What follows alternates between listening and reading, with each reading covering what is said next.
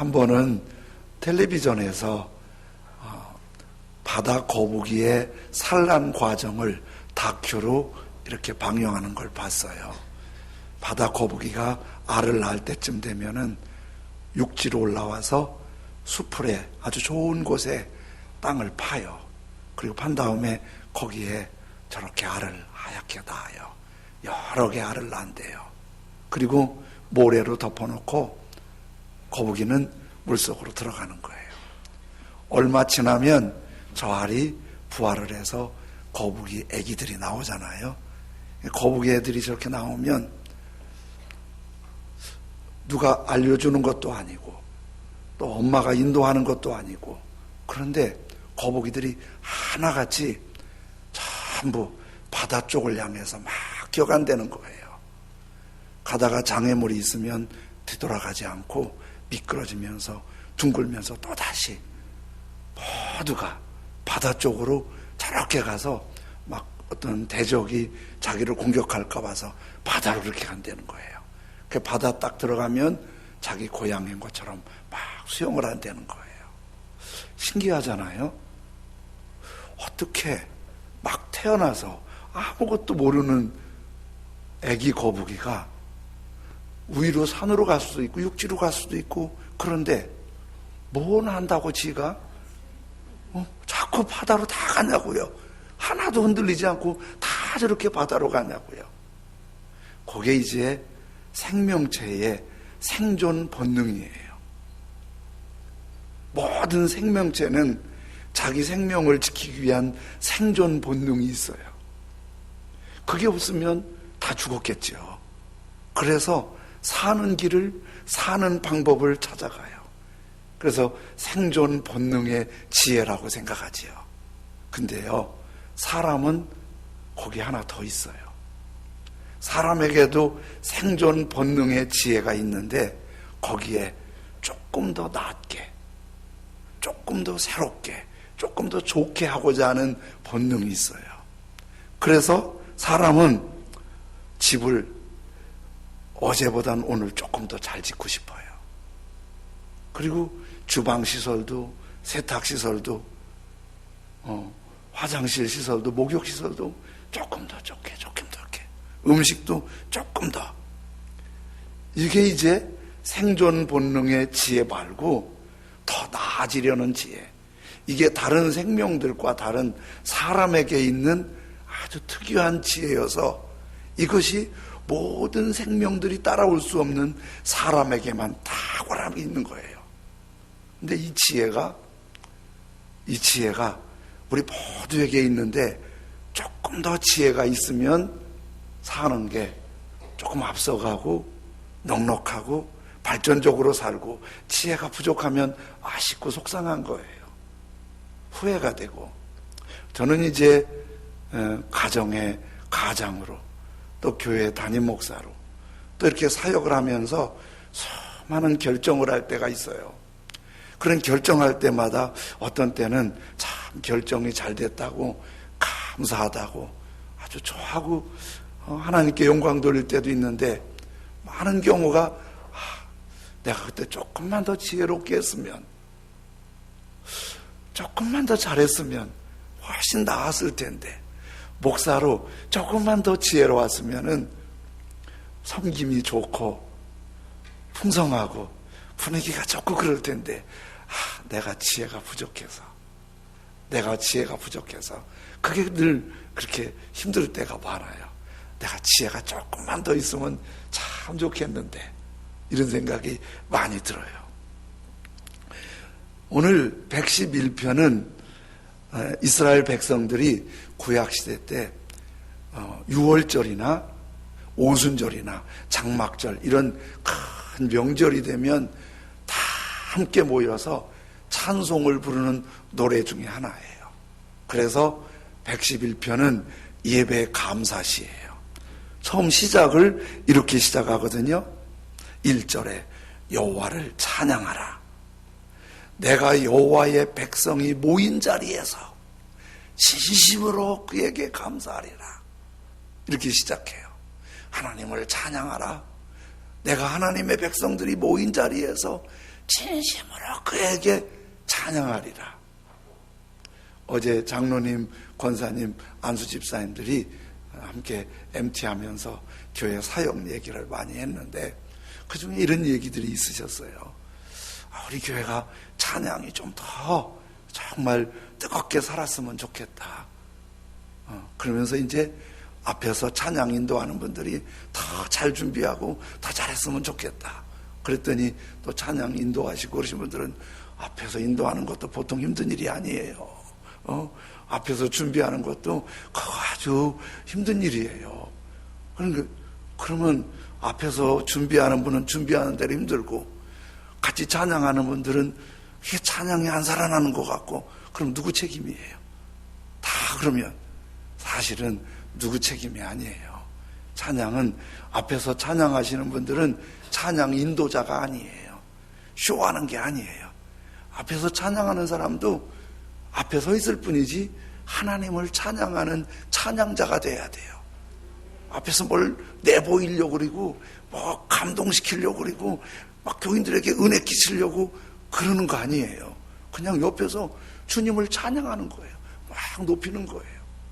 그리고 우리 같이 찬양하시는 모든 회중들도 앞에 있는 분이 어떤 곡을 선정했든지 주님을 높여 찬양하면요 뭐든지 은혜가 돼요. 건강한 사람은요 죽을 써도 맛있고 밥이 설어도 맛있고 막 대도 맛있고 다 맛있어요. 근데 몸이 안 좋은 사람은 보약을 갖다 줘도 짜증나요.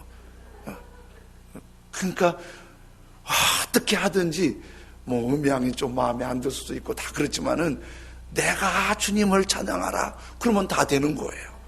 여러 사람이 모인 중에서 나는 크게 진심으로 하나님을 찬양하리라 이렇게 시작을 해요. 111편. 그래서 그렇게 저도 여러분도 다 같이 주님을 찬양하고 예배하는 자이지 관람하는 사람도 아니고 구경하는 사람도 아니고 대접받는 사람도 아니에요. 받으시는 분은 하나님 그분밖에 없으세요. 그러면서 이제 111편에 이제 하나님을 이렇게 높여드려요. 3절에는 존귀하고 어무하신 하나님, 4절에는 기적을 행하시면서도 은혜로우시고 자비로우신 하나님, 5절에는 양식을 주시며 언약을 영원히 잊지 아니하시는 하나님, 6절에는 더 넓은 기업으로 확장시켜 주시는 하나님, 7절에는 진실하고 정의로우신 하나님, 9절에는 하나님의 백성을 구원하신 하나님. 이런 말씀들을 쭉 보고 나면 이거 그거 아니에요. 여기 그런 사람 없잖아요. 하나님 맞아요. 존귀하고 어무하세요. 우리에게 양식을 주시고 언약을 잊지 않으세요. 그리고 은혜롭고 자비로우세요. 이거 노할 사람 없잖아요. 이렇게 하나님을 다 찬양하고 오늘 본문 10절에는 이렇게 말씀하고 있어요. 같이 읽으실까요? 시작. 여호와를 경외함이 그의 계명을 지키는 자는 다 훌륭한 지각을 가진 자이니 여호와를 찬양함이 영원히 계속되리로다. 아멘. 이 한 절 말씀 갖고도 말씀을 생각하면서 주시는 말씀이 다 많은데 이거를 다 수없고 오늘 낮 시간에는 빨간 글씨만 할게요. 여호와를 경외함이 뭐다? 그치의 근본이다. 이거 다 뭔 말인지 알아들으셨죠? 이게 뭔 말인지 다 알아들으셨죠? 대답이 없으시네. 이거 영어 아니지요? 뭔 말인지 다 알겠죠? 아유 참 그 대답이 그렇게 어려우세요.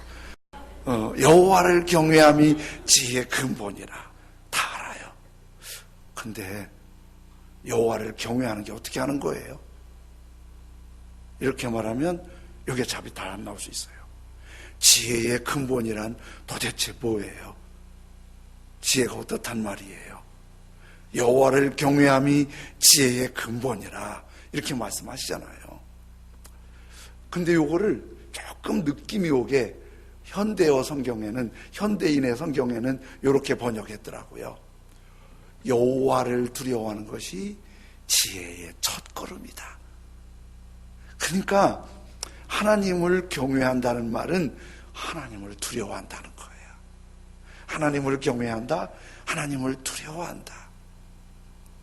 두려워한다는 말은 이게 무서워하고 불안해하고 공포에 눌려서 하나님 앞에 기도 못 쓴다 그런 뜻이 아니에요. 두려워한다는 말은 아주 극히 공경한다 그 말이에요. 이걸 이렇게 말하는 거예요. 하나님을 두려워한다 그러면 하나님이 늘 내 곁에 계시고 나를 보고 계시고 그 하나님을 늘 생각하면서 그 하나님을 늘 조심스러워하면서 이렇게 하면 하나님이 좋아하실까? 이렇게 하면 하나님이 기뻐하실까? 이건 하나님이 싫어하시겠지? 이렇게 생각하는 게 하나님을 두려워하는 거예요. 예배 드릴 때뿐만 아니라 무슨 말할 때도 이 말하면 하나님이 좋아하실까? 어떤 일을 결정할 때도 이렇게 하면 돈이 많이 남을까? 손해볼까? 이거 먼저 보지 않고 하나님이 좋아하실까? 이렇게 하면 억울함 당할까? 대접받을까?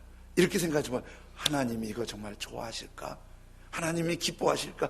이게 하나님을 두려워하는 거예요. 이게 뭐라고요? 지혜의 첫걸음, 지혜의 뿌리, 지혜의 근본이라는 거예요. 그런데 사람들은요, 하나님을 두려워하고 하나님을 경외하고 하나님을 기뻐하는 이것이 많이 훈련이 안 됐고, 어디에 훈련이 많이 됐냐면 자기를 기뻐하고 자기의 이익을 추구하고 자기 유익을 구하는 거예요. 엄청 이기적인 거 아세요? 우리 모두가 엄청 이기적이에요. 제가 어디서 강의하면서 왜 결혼했어요? 그랬더니 몸을 비틀면서 사랑 아닐까요? 그러더라고요. 그래서 내가 대놓고 그랬어요. 거짓말이라고. 진짜 사랑해서 결혼했어요? 그랬더니 맞는데 그러는 거예요. 그래서 내가 그랬죠. 결혼한 그 분이 다리도 없고 팔도 없고 앞도 안 보이고 아주 불편하신 분이면 그래도 결혼했겠어요? 안 했겠어요? 그랬더니 고개를 갸우뚱하는 거예요. 그거 봐요. 거짓말이지. 사랑하면은 그래도 함께 사는 게 사랑이에요. 가만히 거의 사랑이라는 게 있긴 있지만은 결혼할 때 거의 다 계산했지요. 저 인간하고 살면 손해는 안 볼 거야. 도움이 되겠지. 우리 결혼도 자기 이익과 많이 연관돼 있어요. 그런 거 보면은 가정에서도 직장에서도 직장을 정할 때도 그리고 사람을 만날 때도 무슨 일을 추진할 때도 심지어 교회에서 섬길 때도 이게 나한테 유익할까? 나한테 도움이 될까? 나 이거 억울하고 손해보는 건데 전부 자기가 중심이에요. 그래서 지금까지 살아온 길을 거의 보면은 나 중심으로 살아왔어요. 이익이 되는 쪽, 유익이 되는 쪽, 손해보지 않는 그쪽으로 살아왔어요. 근데 그것이 또 우리는 지혜라고 생각해요. 손해보지 않고 이익을 보고 그리고 괜찮게 한몫 잡았으면 아이고 지혜롭네, 잘했네. 손해보면 아이고 미련해갖고 그냥 맨날 터지고 다니고 뭐 이렇게 생각을 하는 거예요. 근데 하나님은 오늘 그게 지혜가 아니고 뭐가 지혜라고요? 여호와를 두려워하고 하나님을 경외해서 내가 좀 손해보는 것 같아도 내가 지금 억울한 것 같아도 힘든 것 같아도 하나님이 이렇게 하시면 기뻐하시겠지. 그게 지혜의 첫걸음이고 지혜의 뿌리고 지혜의 근본이 된다는 거예요. 사울 왕이 처음에 자기가 왕이 될 줄을 몰랐어요. 아니 잃어버린 소 찾으러 다니다가 답답해갖고 선지자를 찾아갔더니 선지자가 맛있는 음식을 주시더니 머리에 기름 부으면서 네가 왕이다 그러는 거예요. 너무 준비가 안 돼갖고 막 몸둘 바를 모르고 오늘 어느 날 사무엘 선지자가 이 사람이 왕입니다 그러려고 했더니 저쪽에 숨어 있어요. 내가 무슨 왕이냐고. 겸손하게 정말 잘했어요. 그런데 어느 날 시간이 지나고 보니까 왕권이 든든해지고 백성들 앞에 진짜 권세 있는 왕이 된 거예요. 그때 살짝 변질이 되는 거예요. 교만해지고 하나님 말씀 안 듣고 자기 마음대로 하는 거예요. 그러면 어떻게 돌아가겠어요? 자기가 중심이 되는 거예요. 자기가 중심이 되면 우리에게 아주 충격적인 일이 하나 생겨요. 사무엘상 18장 10절에 이렇게 말씀하셨어요. 그 이튿날 하나님께서 부리시는 악령이 사울에게 어떻게 내렸어요? 그 교만하고 이기적이고 자기중심적으로 살면 악령이 내려요. 그가 집안에서 정신없이 떠들어대므로 완전히 거의 미친 수준이 되는 거예요. 다윗이 평일과 같이 손으로 수금을 타는데 그때 사울의 손이 창이 있는지라 그 뒤에 보면 자기를 위해서 연주해주는 다윗을 죽이려고 그래요. 왜 그러냐면 다윗이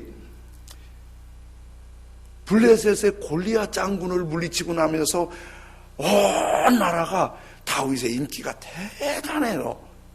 그러니까 사울이 너무 변질돼서 자기밖에 모르니까 그 어린 다윗이 경쟁자라고 생각하는 거예요. 그러면 어떻게 해요?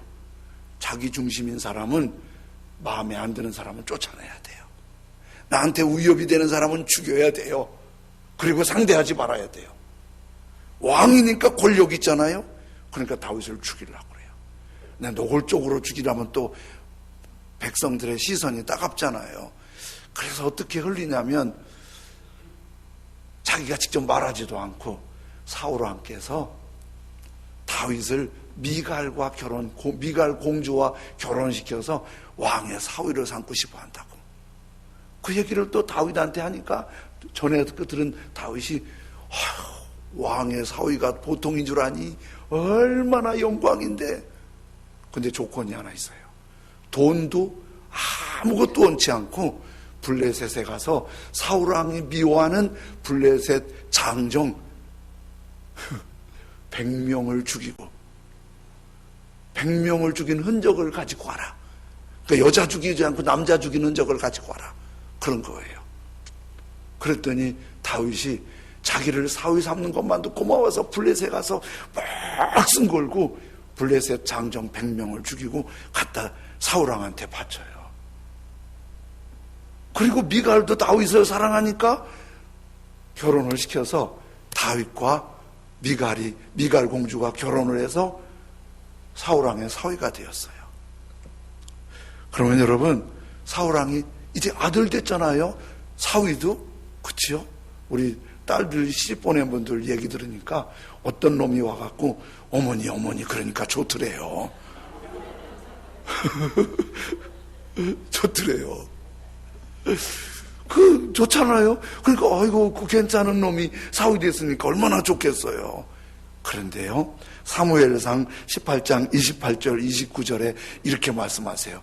여호와께서 다윗과 함께 계심을 누가 봤어요?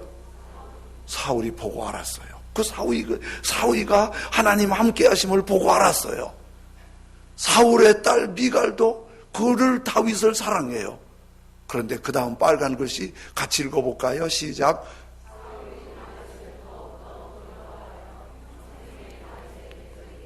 웃기는 일이에요.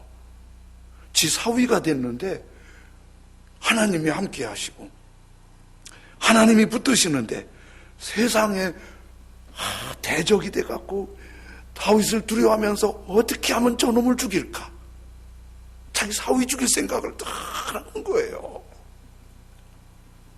그러니까 블레셋 장정 100명을 죽이라는 게 그걸 원하는 게 아니라 사울의 속셈은 거기 가서 죽이다 네가 마저 죽어라. 그러면 다윗이 사위가 되고 싶어서 욕심부리 다 죽었다고 소문내면 되잖아요. 근데 그게 안 죽네. 그러니까 사울왕이 아주 불편한 거예요. 그러니까 여러분, 이기적이고 악령에 눌리고 세상적인 사람에게도 지혜가 있기는 있어요. 근데 그 지혜는 나쁜 지혜, 악한 지혜, 조금 짓궂게 말하면 장꾀, 잔머리예요. 이건 항상 자기가 중심이에요. 그리고 다른 사람을 괴롭혀요. 하나님은 안중에 없어요. 그래서 뭘 움켜잡은 것 같아요. 자기 많이 이득을 얻은 것 같아요. 잘 되고 있는 것 같아요. 그런데 멀리 가지 못하는 거예요. 세상에 제사장님이 다윗을 도와줬다고 제사장님 85명을 죽이래요. 사울왕이. 그러니까 사울의 신하들이 어떻게 제사장님을 죽이냐고 벌벌 떨어요. 그때 못된 에돔 신하 한 사람이 제사장님 85명을 하나님 모르고 죽여버렸어요. 끔찍한 일이 한 가지 때문에 다윗 도와줬다고. 다윗이 숨어 있다면 엔게디에도 쫓아가고 십항무지에도 쫓아가고, 다윗 사울왕의 말년에는 아직 이 머릿속에 악한 생각만 가득한 거예요. 어떻게 하면 저놈을 죽이지? 어떻게 하면 저놈을 죽이지? 그런데 다윗은 죽이지 못하고요, 자기가 그 혼란한 틈에 블레셋이 공격이 온 거예요. 블레셋 공격 막으러 길보아 산에 전쟁하러 갔다가 사울왕뿐만 아니라 왕자들까지 같이 죽어요. 사무엘상 31장 2절에 이렇게 말씀해요. 블레셋 사람들이 사울과 그의 아들들을 추격하며 사울의 아들 요나단과 아비나답과 말기수아를 죽이니라. 그렇게 다윗 죽이러 다니더니 자기가 애들까지 죽게 하는, 집안이 망하게 되는 진짜 어리석은 사람이 된 거예요. 그래서 시편에 이렇게 말씀하세요. 어리석은 자는 그 마음에 이르기를 하나님이 없다 하도다. 하나님이 없는 사람은 다른 우상을 섬기는 사람도 마찬가지예요. 살아계신 하나님이 없는 사람은 하나님 경외함이 없어요. 두려움이 없어요. 그래서 모든 게 자기 중심이에요. 결론은 자기를 향해 화를 쏘는 거예요. 자기와 집안을 망하게 하는 거예요. 그 다음 다윗 왕은 왕이 되기 전에 사울 왕이 그렇게 죽이려고 하니까 도망가서 엔게디 큰 동굴 속에 숨었어요. 숨었는데 사울 왕이 군인 3,000명 데리고 다윗 잡으러 왔잖아요. 동굴에 있는 줄 모르고 이래저리 다니다가 하필이면 그 광야에서 폐하께서 화장실이 급하잖아요. 근데 그 부하들이 보는데 바지를 내릴 수가 없잖아요. 얼른 찾은 게 동굴 가서 큰일 좀 봐야겠다.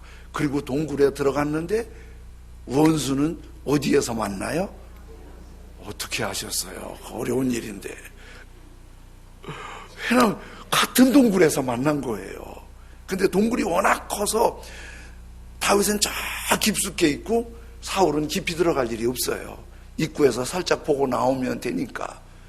그런데 사울은 다윗을 못 보지만은 그 다윗은 동영상 필요 없이 실제적으로 큰일 보시는 걸 구경하고 있는 거예요. 근데 다윗이 누구예요? 전쟁터에서 그 엄청난 골리앗을 돌멩이로 넘어뜨린 사람이잖아요. 가지고 사울 한번 무너뜨리려면 간단히 해치울 수 있잖아요.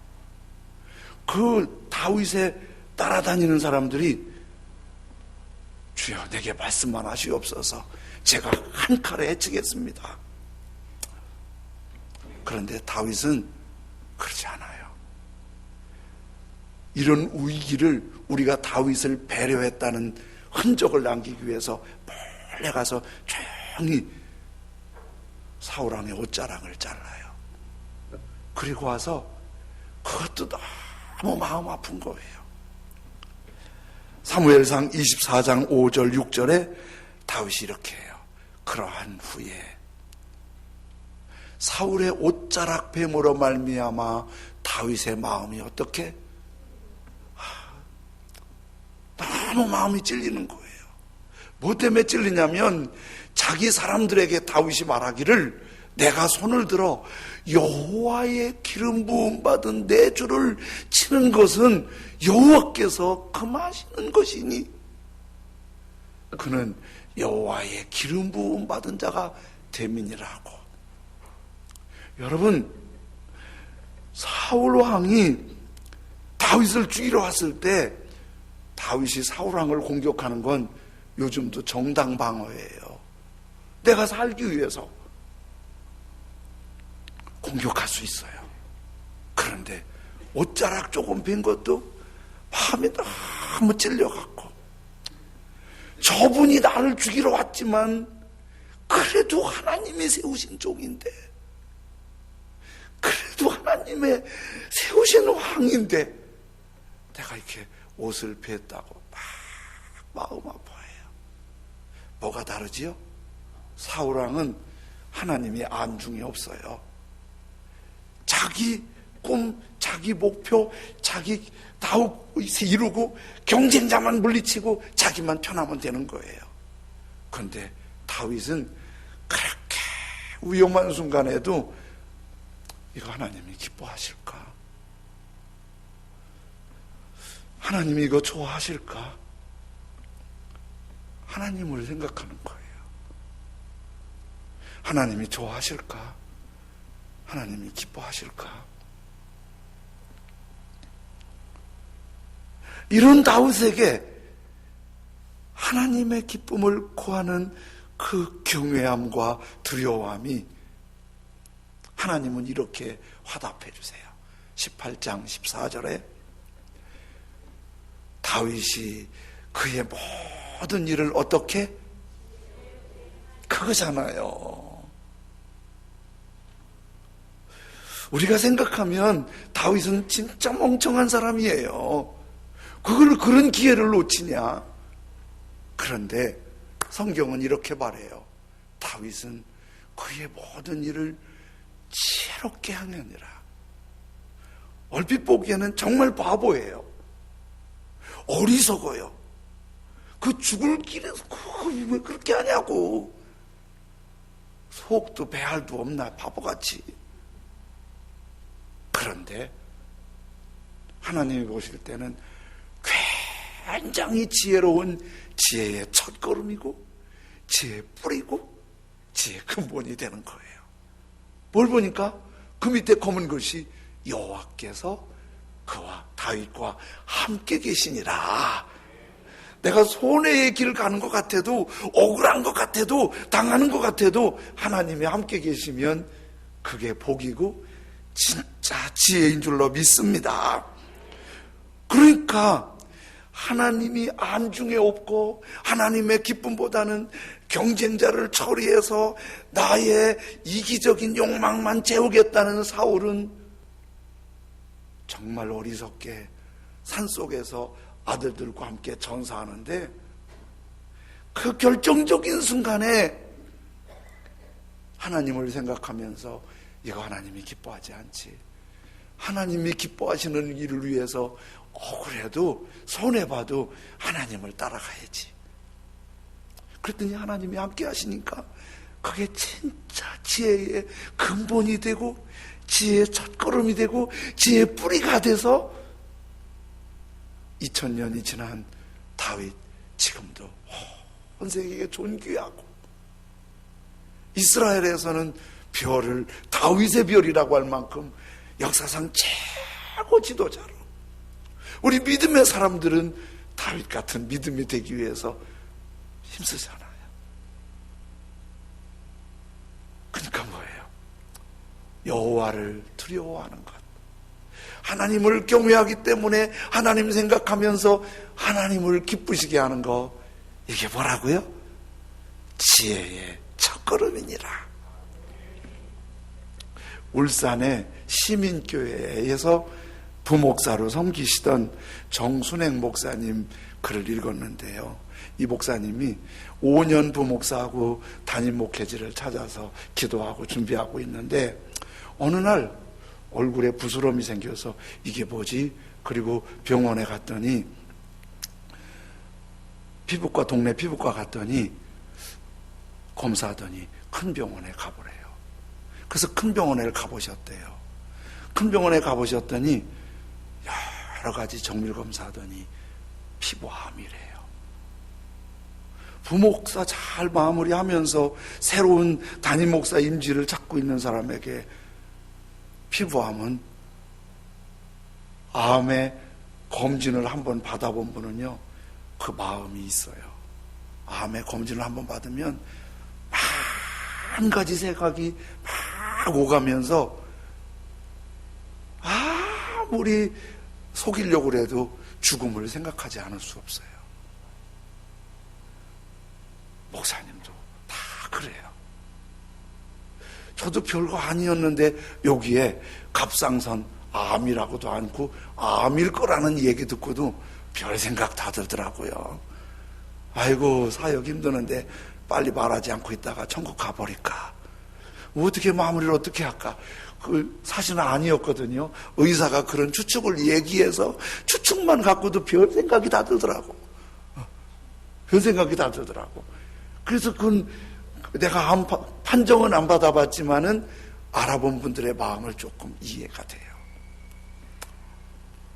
이분이 막 기도하고 있는데 마침 소마산 교회에 담임 목사님이 공부로 유학하시게 돼서 그 자리가 비었어요. 그런데 그 목사님이 이 정순행 목사님하고 동기여서 그 정순행 목사님 모시고 한번 예배 드려보라고 그런 부탁이 있어서 그 교회에서 정순행 목사님을 모시고 주일 예배를 드렸어요. 예배 드리고 정 목사님은 가시고 임원회가 열렸어요. 정 목사님이 당신이 암이 있다는 얘기도 다 했어요. 이제 임원들이, 교회 임원들이 모여서 회의하면서 결론은 이랬어요. 말씀은 참 은혜 받았는데 항암 치료하면 머리도 빠질 테고, 그리고 언제 돌아가실지 모르는데 그런 목사님을 우리 교회에 담임 목사님으로 모신다는 거는 조금 마땅치 않다고, 언제 떠나실지 모르는데. 그래서 이 분위기는 정 목사님은 아니라는 거로 마무리가 돼갈 즈음이었어요. 근데 한 분이 갑자기 회의 마무리될 즈음에 이렇게 발언을 하는 거예요. 내 생각은 좀 다릅니다. 저 목사님을 우리 교회 담임 목사님으로 청빙했으면 좋겠습니다. 갑자기 분위기가 차가워졌어요. 그리고 그 말하는 사람을, 말하는 분한테 조금 혼란을, 저 양반이 제정신인가, 다 이렇게 됐는데 왜 찬물을 껴왔나. 그때 그분이 계속 이렇게 말을 했어요. 나는 저 목사님을 보시면 우리 모두가 비장한 설교를 들을 수 있을 것 같습니다. 언제 돌아가실지 모르시는 목사님이시기에 한 편 한 편 설교가 비장하지 않겠습니까? 저는 단 한 번의 설교를 하고 돌아가신다 하더라도 그런 설교를 듣고 싶습니다. 그리고 하나님의 뜻은 어디에 있는지 모르지 않습니까?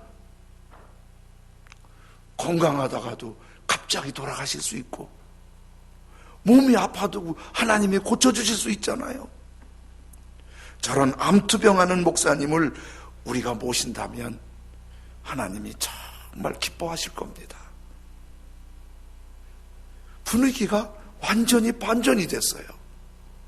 우리 그럼 그것도 괜찮겠다고. 그래서 모두가 정순행 목사님, 암으로 고생하는 마지막을 준비하는 목사님을 담임 목사님으로 모시기로 했어요. 그리고 교회에서 연락을 했어요. 목사님을 우리 교회 담임 목사님으로 모시기로 했다고. 이 목사님이 더 충격을 받았어요. 세상에 나같이 피부가 거칠고 항암 치료 가면 머리가 빠지고 정상적인 활동을 못할 나를 담임 목사로 청빙하다니 충격을 받았어요. 목사님이 성경 들고 기도원으로 올라가셨어요. 이 목사님 보고에 그래요. 기도원에 올라가서 기도할 때 하나님 이 암 좀 고쳐주세요. 그런 기도하지 않았대요. 하나님, 제가 얼마 있을지 모르지만은 거기 목회하는 동안에 목회 잘하게 해주세요. 생명 걸고 하게 해주세요. 그런 기도하지 않았대요. 이런 기도했대요. 하나님, 저 같은 암 환자를 청빙하여 준 저런 교회가 얼마나 아름답습니까? 저렇게 아름다운 교회에 정말 좋은 담임 목사님 보내주세요. 그리고 저 아름다운 교인들 모두 복받게 해주세요. 당신이 고쳐달라고 목회하겠다고 하지 않고 그렇게 울면서 교인들이 얼마나 아름답습니까? 저 교회에 정말 좋은 목사님 보내주셔서 저 좋은 교인들 축복해 주세요. 그렇게 기도했대요. 근데 그 기도하다가 당신의 암이 나았어요. 치료 판정이 났어요. 그리고 한 6, 7년째 되는데 지금 소마산 교회에서 목회를 잘하고 계시대요. 그 글을 읽으면서 그 교회 참 은혜롭잖아요. 정말 쉽지 않잖아요. 그 목사님 참 은혜롭잖아요. 쉽지 않잖아요. 그래요. 하나님을 경외함이 지혜의 근본이라. 하나님을 기쁘시게 해드리는 게, 하나님을 두려워하고 하나님을 경외해서 아주 떨리는 마음으로 어떻게 하면 하나님 기쁘시게 하듯이, 이게 지혜예요. 이게 복이에요. 종종 이제 한 해를 마무리하고 새해를 시작해야 되니까 내년 섬길 일들을 고민하고 기도하세요. 그런데 그런 고민할 때 그거 어려워서, 불편해서, 짐이 돼서, 나한테 유익이 안 되는 것 같아서, 나만 손해보는 것 같아서 주님의 일 편하고 재밌고 좋은 게 뭐가 있겠어요? 물론 할 수 있으면 재밌고 좋게 하면 그보다 좋은 건 없지요. 제일 중요한 건 어려우냐 쉬우냐, 잘하느냐 못하느냐보다도 아버지께서 기뻐하시면, 조금 어려워도 아버지께서 기뻐하시면 조금 억울해도 주님이 보고 계시니까, 주님이 알고 계시니까. 저는 참 지혜로운 사람은 아니라고 생각해요. 지혜가 그렇게 많지 못한 것 같아요. 근데 저한테 지금 이렇게 삶을 돌아보면서 진짜 고마운 게 하나 있어요. 우리 어머님이 저를 믿음으로 길러주시고, 또 이렇게 주의 종의 길을 가게 하시고, 여기까지 오는 과정에 내가 아주 잘해서 온 거 아니고, 판단력이나 분별력이 잘해서 온 게 아니고, 어머니 믿음 그 유산 이어서 이 길 이렇게 왔는데, 부족한 대로 연약한 대로 주님을 경외하는 마음으로 여기까지 왔는데, 지금 와서 보니까 이 길이 굉장히 지혜로운 길이에요. 아닌 것 같아요?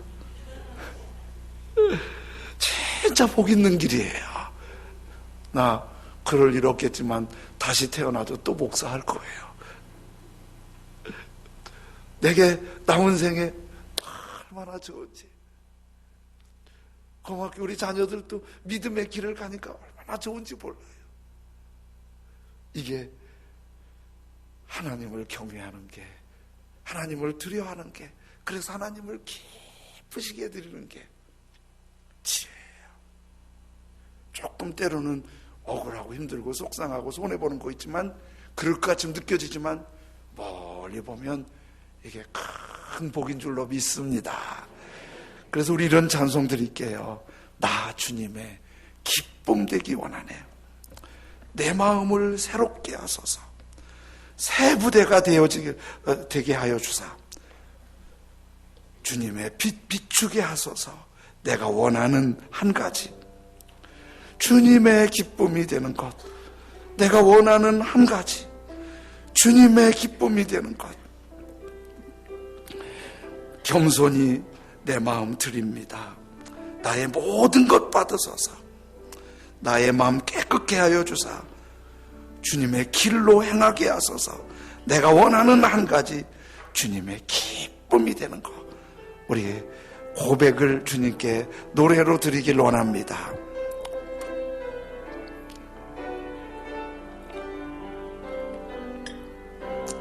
나 주님의 기쁨 되기 원하네. 내 마음을 새롭게 하소서. 새 부대가 되게 하여 주사 주님의 빛 주게 하소서. 내가 원하는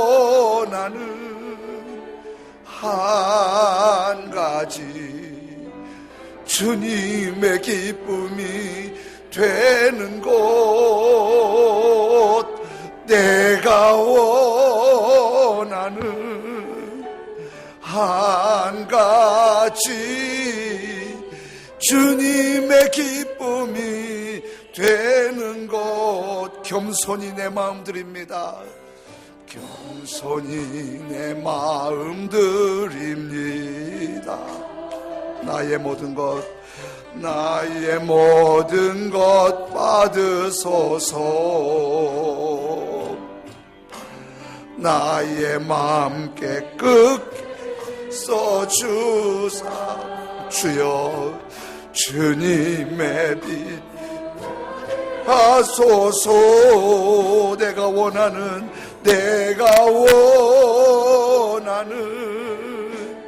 한 가지 주님의 기쁨이 되는 곳, 내가 원하는 한 가지 주님의 기쁨이 되는, 나 주님의 기쁨 되기 원하네. 나 주님의 기쁨 되기 원하네. 아멘. 내 마음을 새롭게 하소. 가슴에 손을 얹고 새 부대가 되게 하여 주사 새 부대 되게 하여 주사 주님의 빛 주게 하소서.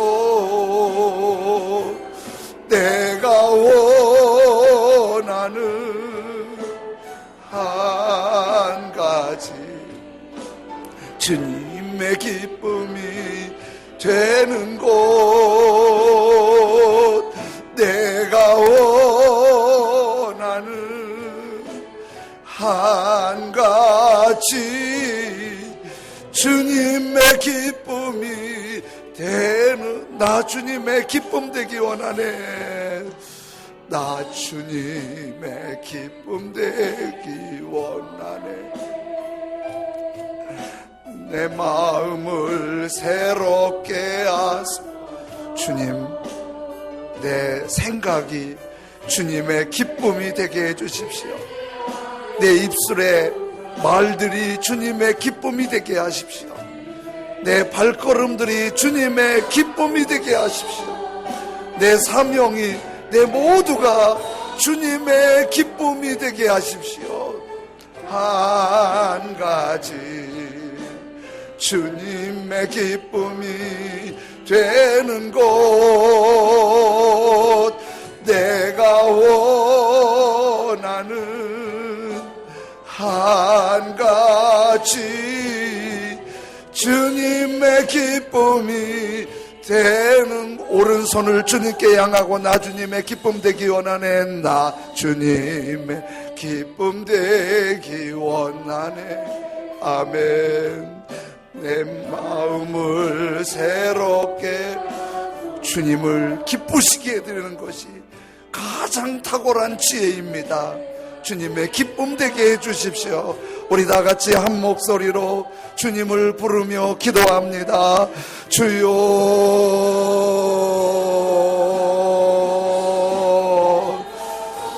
주여,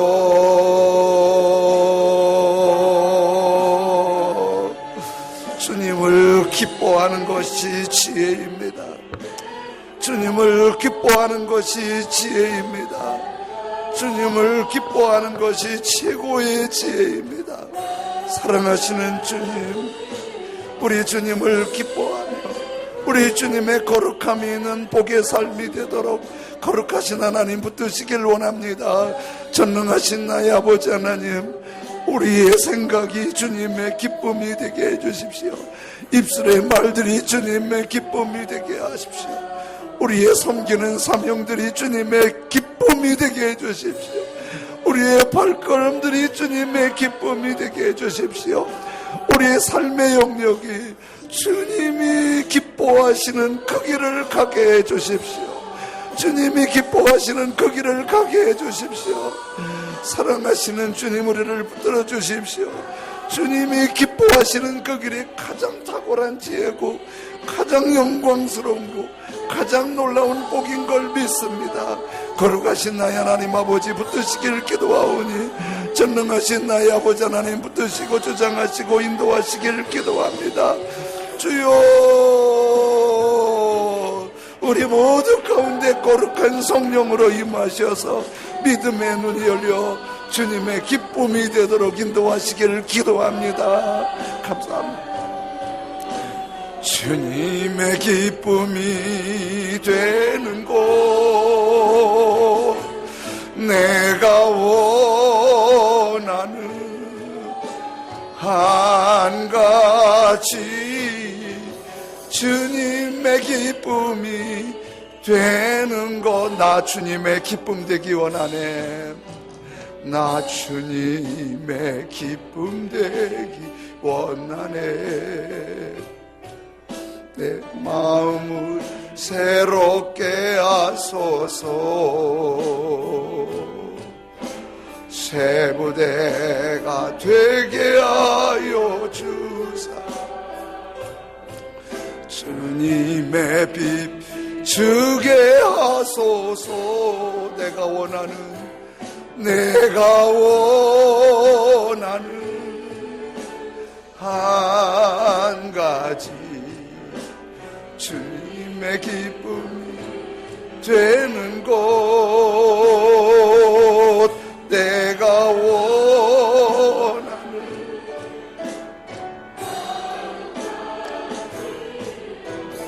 주님의 기쁨이 되는 곳. 주님 감사합니다.